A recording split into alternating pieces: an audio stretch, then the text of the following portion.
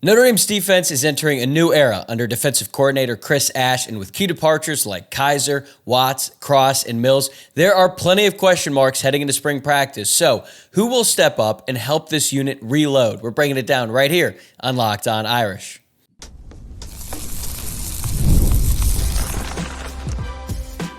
You are Locked On Irish, your daily podcast on the Notre Dame Fighting Irish. Part of the Locked On Podcast Network, your team every day.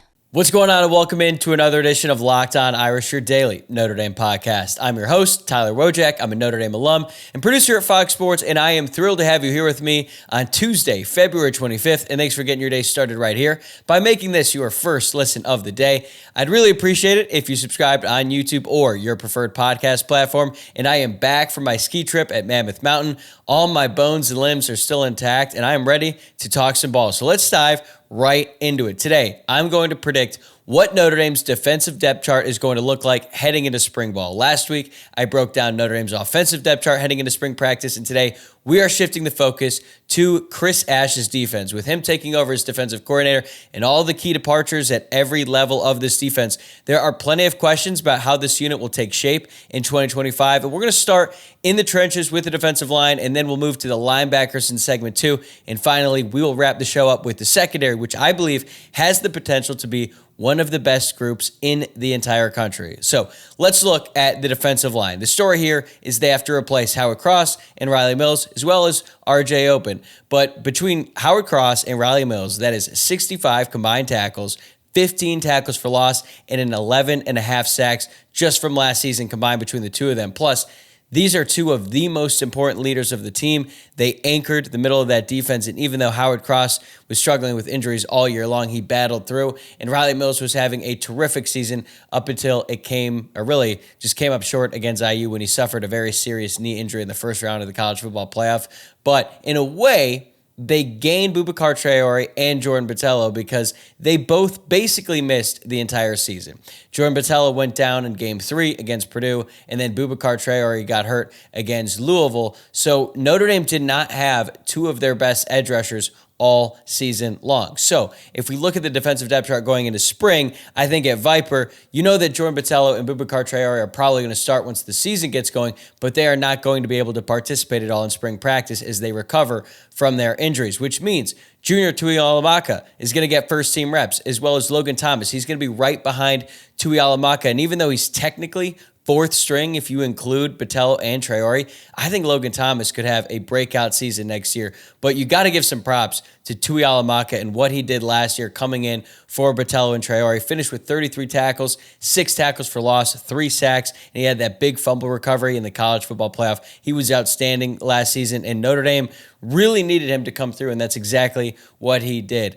So I feel pretty good about Viper. There's a very good unit, very deep there. At defensive tackle, a lot of production to replace, specifically in Riley Mills. But Gabriel Rubio did really well in place of him, especially in the college football playoff, and I think he's going to get the first-team reps. And Jason Onye, who left the team last year, looks like he is going to be back in spring practice.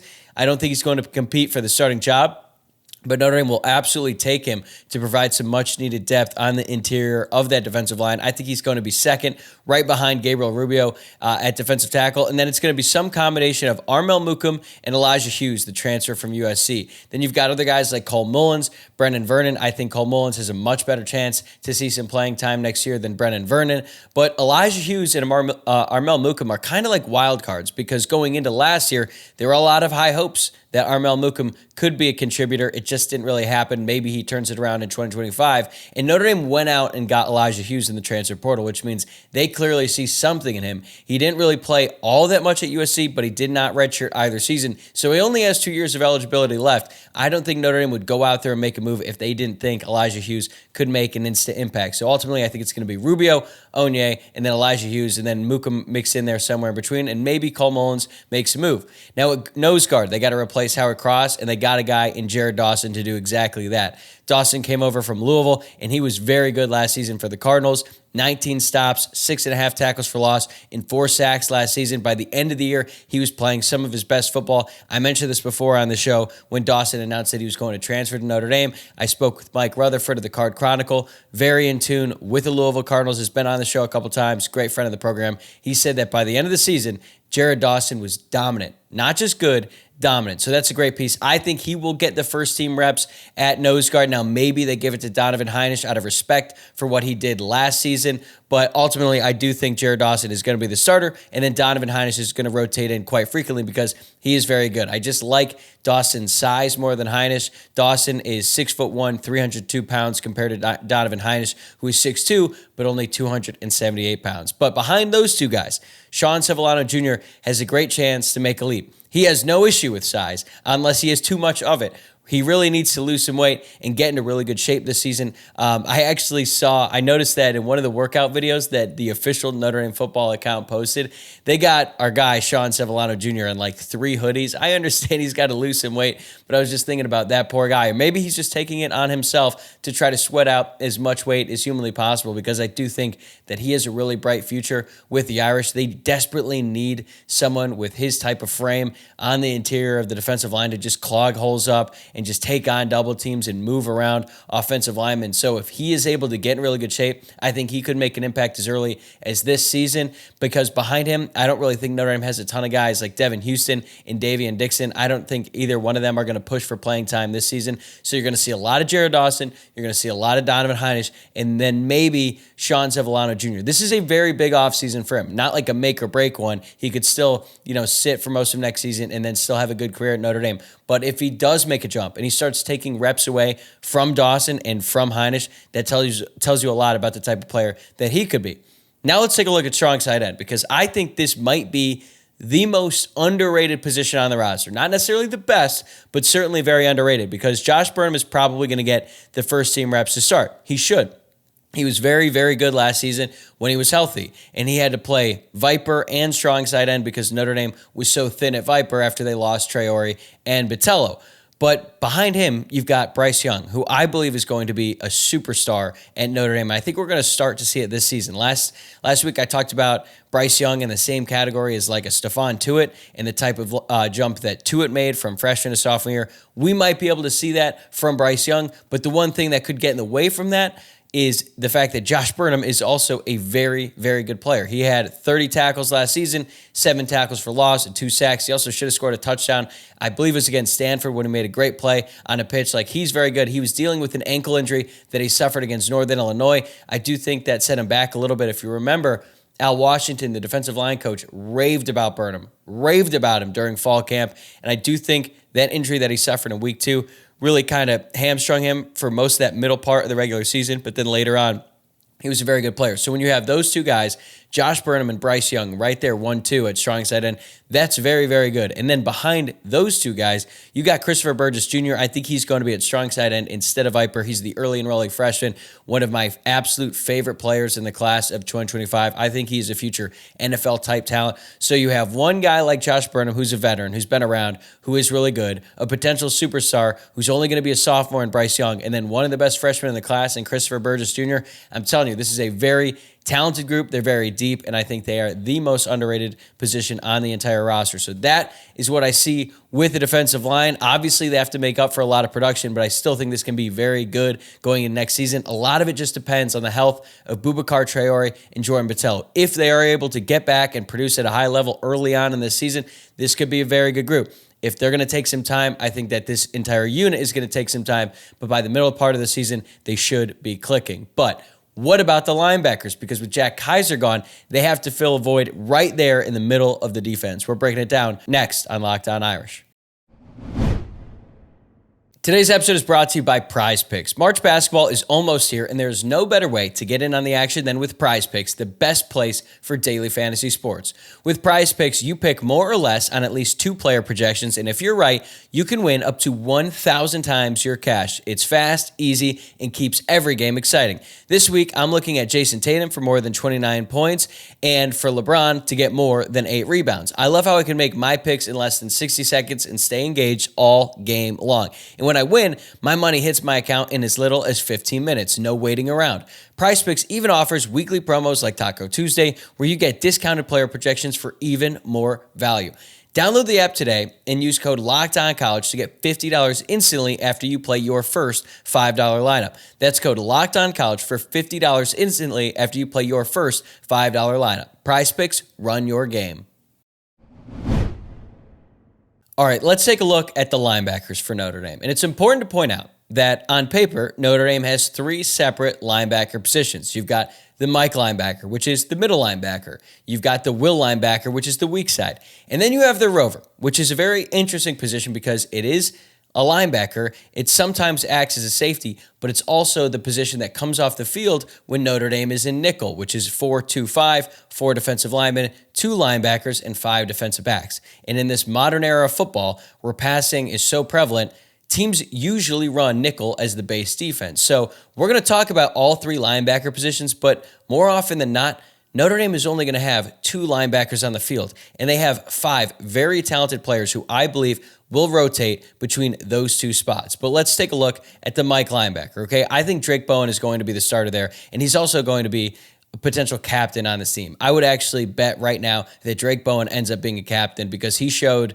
really strong leadership ability when he was a recruit, basically was the leader of his recruiting class, and then we saw it on display on the field last year, and I think Notre Dame needs to fill that void with Jack Kaiser as the leader. I think Drake Bowen is the perfect guy for that because he's a leader with his play, but also he's a vocal leader as well. So I think it's going to be Drake Bowen to start at Mike.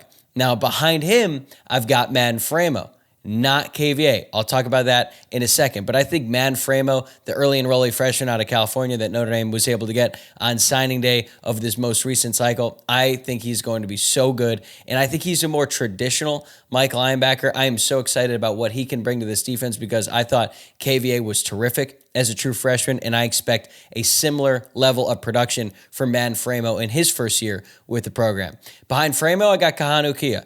He was kind of forgotten about last year because he missed the entire season due to an injury he suffered in the summer, but he's a very good football player. Maybe he plays the Will linebacker, but I think he actually makes more sense at Mike. He's just a tackling machine, and that's exactly what you want out of your Mike linebacker. So now shifting over to the Will linebacker, I think Kingston Viliamu-Asa is going to get the starting role at this job. He is a guy that you need on the field as much as humanly possible. He was really good as a freshman. I think he's going to take a much bigger step as a sophomore. Now, he did suffer that knee injury at the end of last season in that game against Army, but he was able to come back and play a role in the college football playoff, which is not something I expected when I saw him with this enormous knee brace on the field before the USC game. So as long as he's healthy, I think he's going to get first team reps at that weak side linebacker position. Now, who is behind him? That's where it gets interesting because you also have Jalen Sneed and Jane Osbury, who were 1 and 2 at the Rover spot throughout last season, but maybe they try to get Jalen Sneed some reps at Will linebacker. Maybe it's Jane Osbury. So if KVA is the starter, does that mean that Jane Osbury is going to be the backup at Will and Rover? Because Osbury is a very versatile defender, and I'll admit, he didn't have the best end of the season last year. I thought he was really strong at the beginning, and it looked like he was going to be the starting Rover, but then Jalen Sneed started to turn it on, and I think that Jane Osbury's play regressed a little bit. It didn't really end well for him when Quinshaw Junkins basically just stiff-armed him into the Earth's core, but I still think he is a very talented player with a very high ceiling. I don't think that's a representation of what the rest of his career is going to look like, but because he is so versatile, I think he could be the backup at Will and Rover. But I could also see a scenario where they put Jalen Sneed at the Will, and maybe Jane Osbury becomes the starting Rover. Because at one point last year, I didn't even expect Jalen Sneed to be on the roster this season. It felt like he was an obvious transfer candidate because Osbury was emerging. Sneed's playing time was being diminished a little bit. But then in the second half of the season, Sneed just turned it on. I mean, he finished 6th on the team in tackles. He had 6 tackles for loss, 2.5 sacks, and forced the interception on Drew Aller in the college football playoff semifinal, one of the biggest plays of the entire season for Notre Dame. Obviously, Christian Gray made a great catch to secure the interception, but that doesn't happen if Jalen Sneed doesn't beat the left guard and get pressure on Aller to force that interception. So there's a lot of fun things you can do with these 5 guys. And I'm talking about Drake Bowen, Manfremo, Kingsley Amuasa, Jalen Sneed, and Jay Osprey. There are other guys in the linebacker room as well. Like I think Teddy Rizak is a 3rd-string rover. I think Anthony Sacca, another early enrollee freshman, could make an impact on special teams, but not necessarily at linebacker. Dominic Hulak, he could play Viper. He could play at linebacker as well. So there's all kinds of mixing and matching that you can do at this position. And I think that is going to be what Notre Dame uses the spring practice for. They know they have a bunch of talented guys. There's no doubt about that, but they can move them around and see what makes the most sense for this defense because they all bring different things to the table. Drake Bowen is more of a traditional Mike linebacker, but he can also get after the passer. Kingsley Amuasa is great off the edge, so even if he's in at the same time as Drake Bowen, he might be more of an edge rusher than he is a linebacker. We know what Jalen Sneed can do getting after the passer, and I think Jane Osprey is just scratching the surface of what he could become. Max Bullitt is one of the best assistant coaches on this entire coaching staff, and he has a good problem that he has so many good players and really only 2 spots to play him in, which is why I think this specific spring practice is going to be so interesting under new defensive coordinator Chris Ash because we expect that nickel is going to be a big part of the defense. I mean, that's just kind of the way things are. Even Max Bullitt admitted it, which I'm sure isn't his favorite thing to do because in his world, he'd probably much rather have 3 of his guys out there at all times than 2. But he understands that nickel is just the way things are in football at all levels. It could be college, pro, hell, even in high school. So because Notre Dame is going to run nickel so much, they're really only going to have 2 spots. Now, they can obviously mix and match, right? They did that under Al Golden where they would technically be in a 4-2-5, but 3 linebackers would be on the field with maybe Sneed or KVA coming off the edge. But this is going to be a really fun storyline to follow throughout spring practice because you have so many talented players, so many guys who are ready to emerge. And then you've got Jalen Sneed, who is the veteran of this group, and he needs to really take on a leadership role because losing Jack Kaiser and replacing him with Manfremo in terms of guys who are going to get the most snaps feels like a big regression, right? If you take a 6-year senior in Jack Kaiser and you're bringing in Manfremo, who could end up being better than Jack Kaiser, but that's probably not going to happen his freshman season, you look at that and think, okay, well, that's probably not going to be good for the group. But if Drake Bowen takes a leap, if KVA takes a leap, if Jane Osprey takes a leap, or if they just take the next step in their development, now all of a sudden you're looking at this linebacking core and you're like, wow, they're actually better than they were last season, even though they lost their leader of the group in Jack Kaiser. So this is going to be a really fun storyline to follow, but that is how I see the linebacker depth chart heading into spring practice. Now, as for the defensive backfield, losing a player like Xavier Watts is obviously a massive blow, but this secondary still has the potential to be one of the best in the country next season. More on that right after this.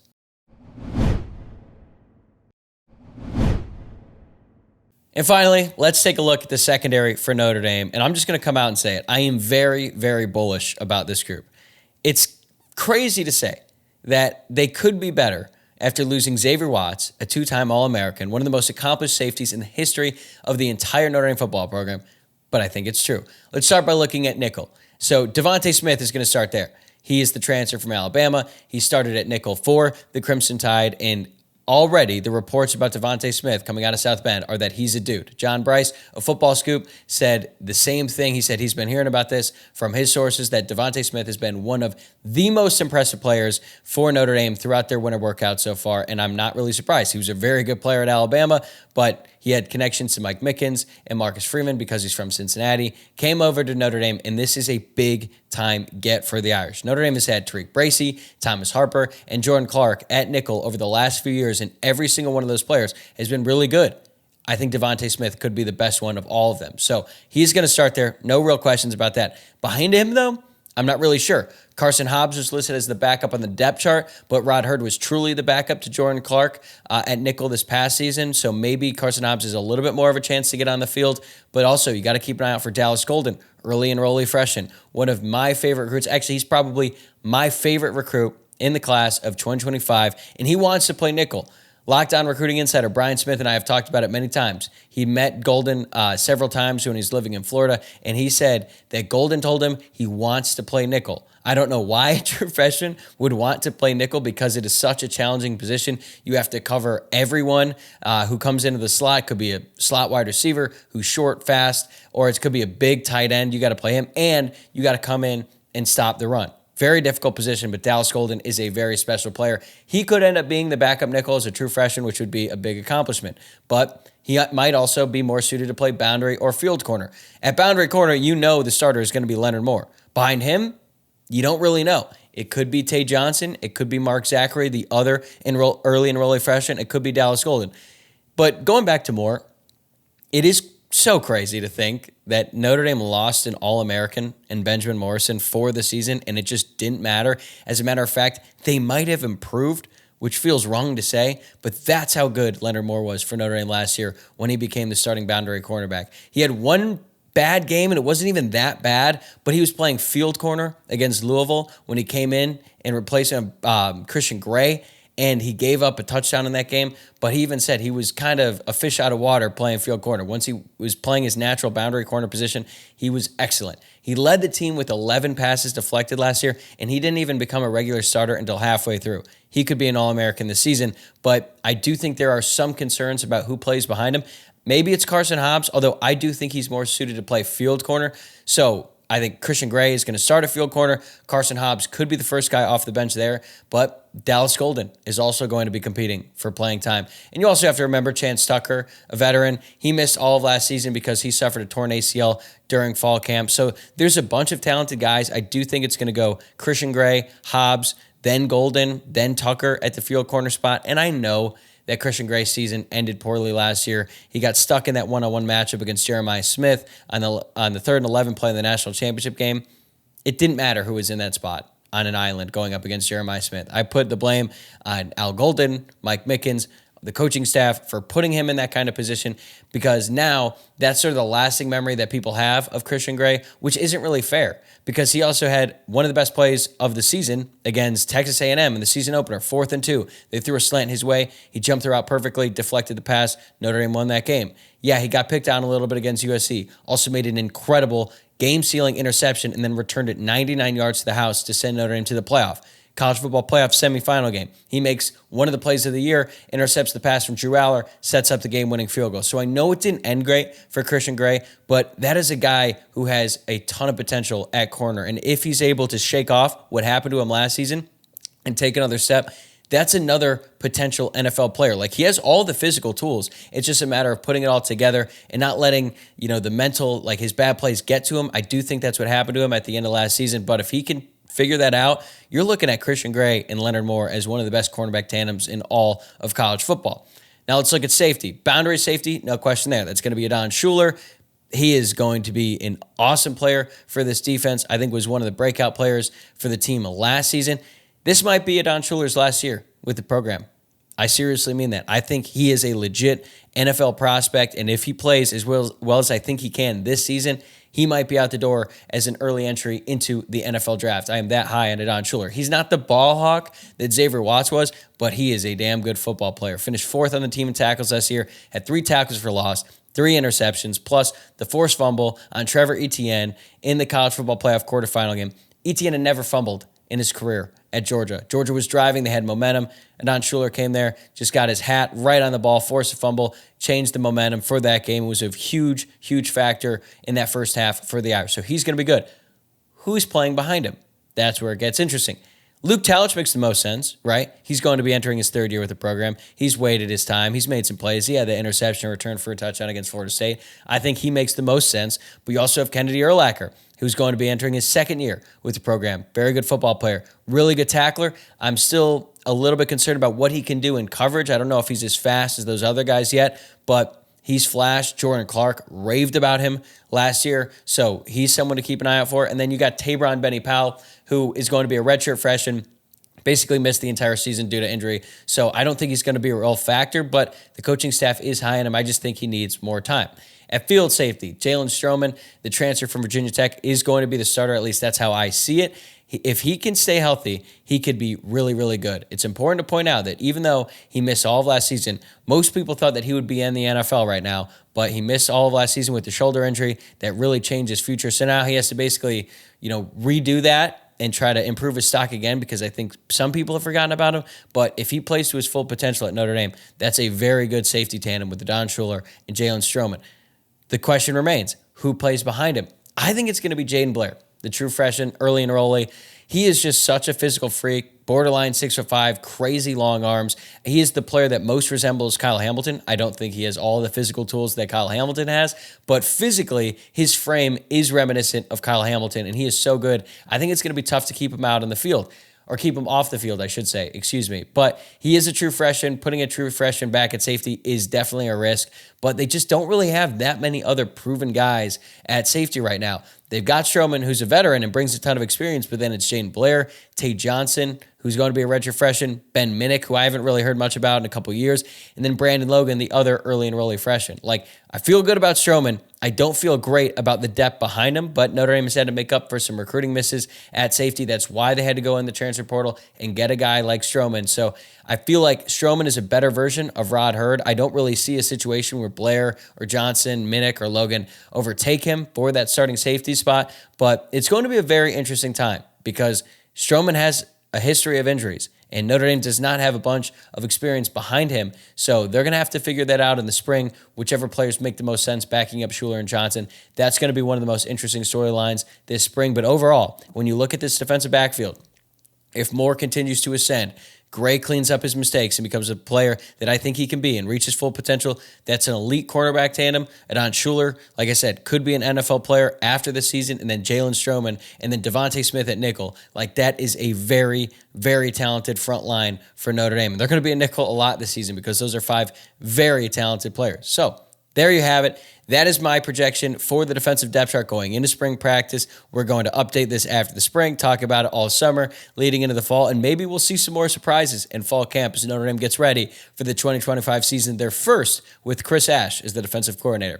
All right, that's going to do it for me today. I'm going to be right back here tomorrow morning with Notre Dame's biggest needs in the class of 2026. A lot of talk about recruiting on different message boards, Reddit threads. We're going to keep that discussion going here on the show this week because I'm also going to have recruiting insider Brian Smith on the show Thursday for more recruiting intel. Talk about why it's been a little bit inactive for Notre Dame on the recruiting trail as of late. And then on Friday, I'm going to be trying something new. Excited about it. Should be a lot of fun. So make sure that you are subscribed on YouTube or wherever you are listening to the podcast. That way you never miss an episode throughout the offseason leading into next season. And if you enjoyed the show today, remember, like this video below if you're watching on YouTube, or if you're listening to the podcast, rate the show 5 stars, leave a review, and I'll see you tomorrow.